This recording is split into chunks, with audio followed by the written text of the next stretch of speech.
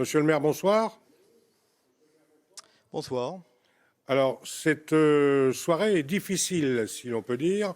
Vous êtes loin du score escompté. Elle est difficile, je crois, pour la gauche de gouvernement d'une façon générale, à Évreux comme ailleurs. Maintenant, en 6 ans, la droite UMP Modem a perdu 6%, puisqu'elle fait aujourd'hui 41% contre 47%. La gauche de gouvernement, elle aussi, s'est tassée de 6%. Nous faisons 43 contre 49%. Et puis, entre les deux, il y a l'émergence de l'extrême droite, qui faisait 3,6% il y a 6 ans et qui aujourd'hui atteint presque les 15%. C'est donc voilà, une équation où les partis de la droite et de la gauche de gouvernement se tassent et l'émergence de l'extrême droite fait la troisième élément de l'équation, quoi. Monsieur le maire, il y a eu aussi 2 listes dites citoyennes, la liste Octave notamment, et puis Oser citoyen, qui semble prouver que dans les communes, parfois, on a envie de s'exonérer des partis politiques, des formations traditionnelles. On a envie de voir peut-être la politique un petit peu différemment. Est-ce que ça n'a pas joué aussi un petit peu à Évreux, indépendamment du fait qu'il y avait 8 listes et surtout un éclatement à droite comme à gauche ? Effectivement, le contexte national qui a été compliqué s'est ajouté à un éclatement des listes à Évreux. En tout cas, pour ma part, j'ai entendu le message exprimé par les Ébroïciens.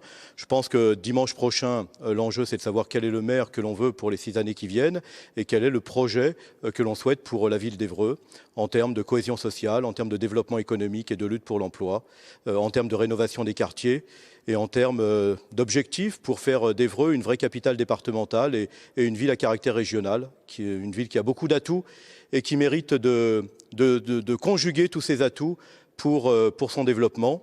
Et donc j'appelle les républicains, toute la gauche républicaine déjà, mais au-delà de la gauche, tous les républicains qui ne veulent pas voir remettre en cause les services publics, qui ne veulent pas voir remettre en cause tout le travail de fond de développement de la ville qui est fait et de l'agglomération du Grand Évreux. Et donc je les appelle dimanche prochain à se mobiliser, à sortir de l'abstention et à exprimer leur choix pour Évreux. Voilà une toute dernière question.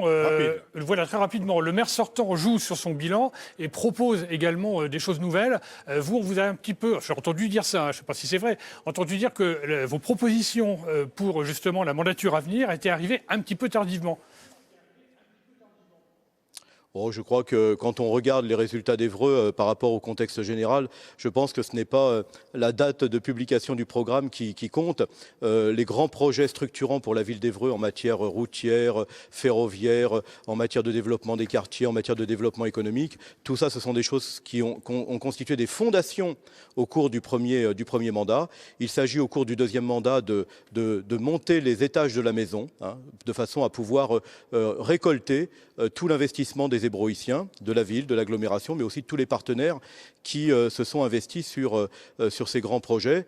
Et donc, voilà, je pense que dimanche prochain, l'enjeu, c'est vraiment la ville qu'on veut pour demain. Est-ce qu'on veut une ville apaisée ou une ville de citoyens qui se regardent en chien de faïence? Est-ce qu'on veut une ville de l'égalité républicaine?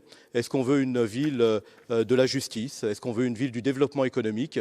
Et quel est le maire que l'on veut? Et donc, j'espère que les Ébroïciens, dans un rassemblement large avec les Républicains, sauront tracer la direction pour faire d'Évreux une vraie ville départementale et régionale. Merci Michel Champredon.